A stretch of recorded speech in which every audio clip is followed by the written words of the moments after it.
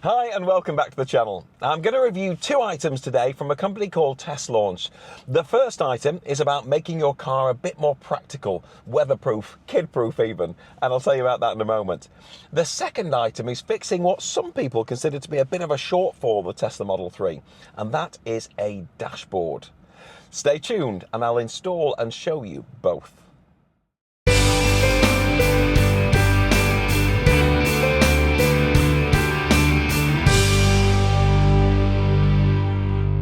Now I'm going to kick things off with the dashboard first and foremost, and I should start by saying I don't have a problem with the Model 3 not having a dashboard.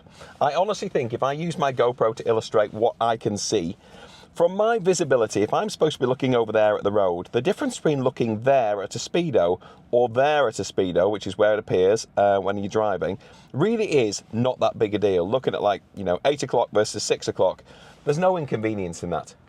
However, what I would like in front of me is more navigation information, because the challenge you have is if I just put the car into D, which is going to position my seat how I like it, that's a Tesla benefit, it's on the big screen here. You have nav on the side and then you have details of the car here. So this is, the position of the car, and obviously I'm not moving right now, which is why it's just showing that graphic.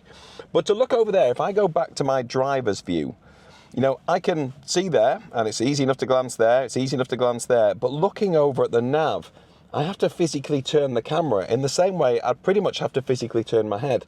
Now, to me, that's where an opportunity for a dashboard really comes home, because I can see the benefit entirely then. And there are a load of options for Model 3s. Some of them are really complex and very impressive, where they replicate a dashboard in a normal car, if you will. But you've got to take bits apart to install it. You've got to take the top of the steering wheel off. You've got to take some of the dashboard away and be able to feed into the data source. It's more than I'm willing to do to my car. And, if you're happy to do it, you'll be delighted with the result, I'm absolutely sure. But I don't like that solution. I think the better solution is actually using what you've already got, which is this. So if you have a phone with the right software, that will make a fantastic dashboard. Because apart from anything else, it gives you the option of tailor-making what you want to see.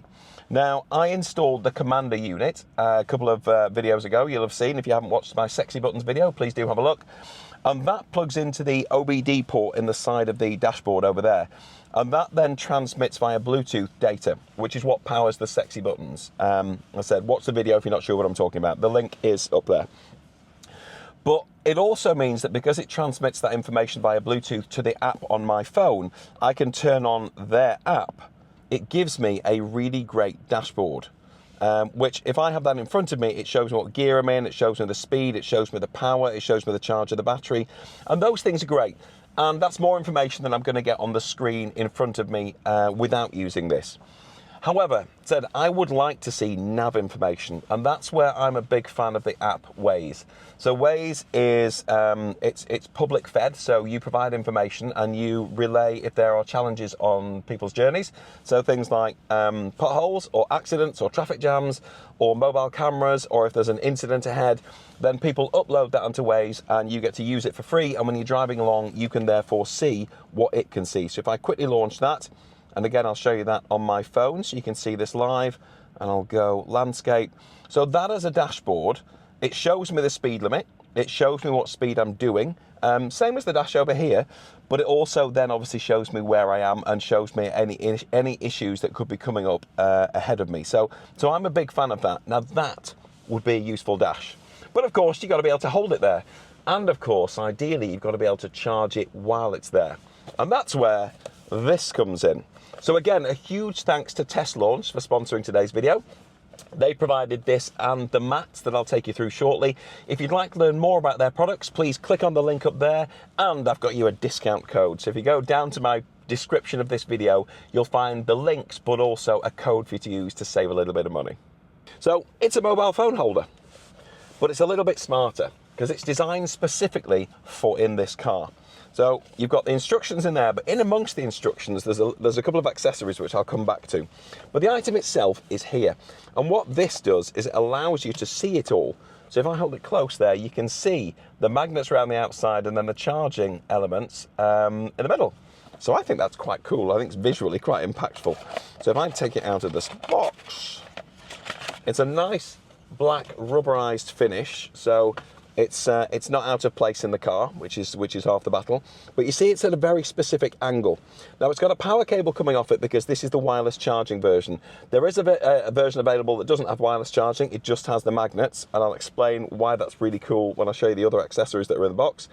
And so this is a USB-C, which means it has to feed to one of the USB-C sockets in the car. There's only a handful to choose from. So you've got the two in the back below the screen, and you've got one that provides a lot of power in this back center armrest. So I'd have to figure out which one it can actually reach. So my phone here is MagSafe, so plain and simple, you just hold it near it and it locks on. So you've got stability and you know, once you're driving, then it's going to hold your phone in place, which is great. But if your phone doesn't have wireless charging, in the sense that you also don't have maybe a MagSafe case, then obviously you're going to struggle to connect to this because it's magnet based. But the thought of that, so in the packaging, so you've got your instructions in here about wiring it, but crucially you've also got these little bits here. So the first one is a replacement sticky pad, so it should you stick it on and then choose to relocate it. You've got a backup pad, but then you've got these, and these plain and simply are just magnets, so they stick directly onto there. So if you have a phone that maybe has a case that doesn't have MagSafe, or if you've got a phone that simply doesn't have wireless charging, you can just stick that on the back of your case and then stick it onto the mount. I really like the fact they've thought of that. In fact, they've even sent you two. So it gives you a bit more versatility. So the product itself, how does it fit? Now let's have a look. Now, the key thing, I'll put the GoPro here so you can have a look and see what I can see. Now, when you're going behind the steering wheel here, it's very distinct in terms of the shape. So it's quite flat and level here, and then it angles up here. But it is kind of concave that way. And this is a flat bottom, so I'm not entirely sure how well that's going to sit on it. But the idea is that it goes there. So from my point of view as a driver, that's what I can see. So we'll have a go at putting it in the middle and install it, because down there is too low, where it's a bit flatter, because it doesn't angle any higher, so you can't really see it through the steering wheel either, so it's a bit impractical. So it has to go there and then be angled down. So let's have a crack at taking the adhesive off and sticking it there, and then, to be fair, you could probably just lead this cable wherever you want it to go quite easily, I would like to think. But if I just put my GoPro there, and then let's peel this off. So this is where we're targeting, this bit here, and let's have a look. So easy enough, just peel that off, and then obviously got to make sure it's central. So let's put this smack bang in the middle, as close to the top as I can without overlapping it, because obviously the steering wheel turns and I don't want this to be a problem. And then I guess I just hold it in place while it's drying a little bit. Seems easy enough, I suppose.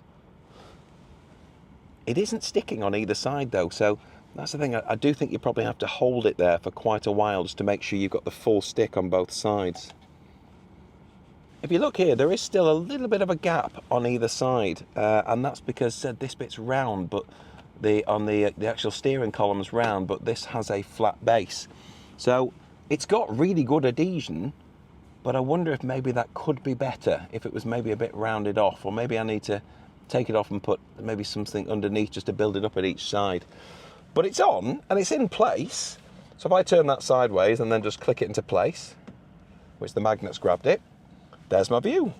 So I can now look through the steering wheel and I can see my performance levels in terms of, say, speed and battery remaining and the battery temperature and charge and everything directly in eyeline, but then I can easily switch over to Waze, in which case I then have the full view of everything in front of me. So I like that. That's a really simple solution, and it's inexpensive as well. So yeah, that's definitely one for you to consider. Yeah, I like that. Which brings us on to the second part of the review, which is for these all-weather mats.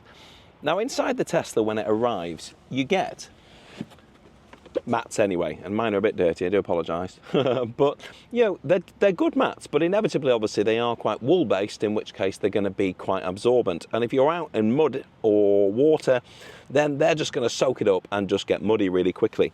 Whereas these mat solutions, which are really thin, really easy to put in, are exactly moulded for the car.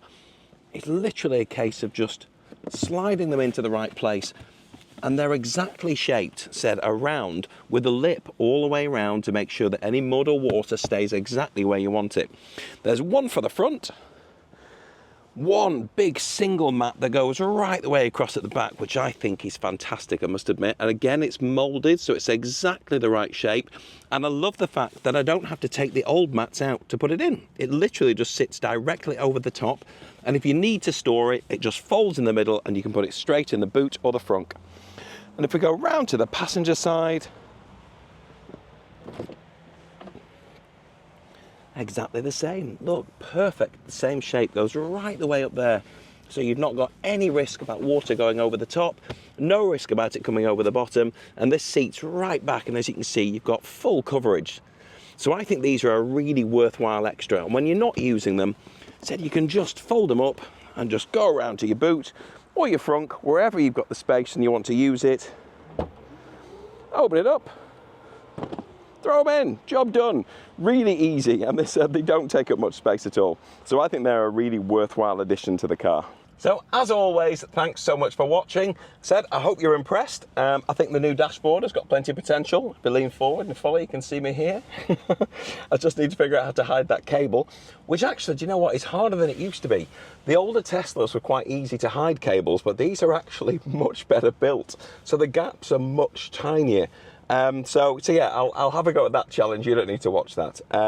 But yeah, worst case scenario, I just trail it and I plug it in. It's not a big deal. I'd rather it wasn't in the way, so I will try and find a solution. But in terms of just having a magnetic charging phone holder there, brilliant. Honestly, I think it's a really, really useful addition.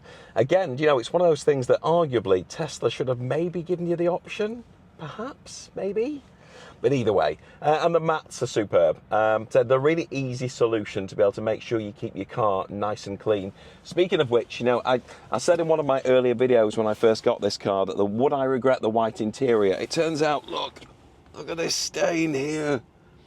You know those little red ants, and we have a lot of them in the UK. I don't know if you, in fact, I don't know if they're ants or spiders. Tiny little red things, which you don't realise how many maybe you accidentally squash or sit on until you then get in your car, and it turns out they're quite staining, because I'm pretty sure that's what that is.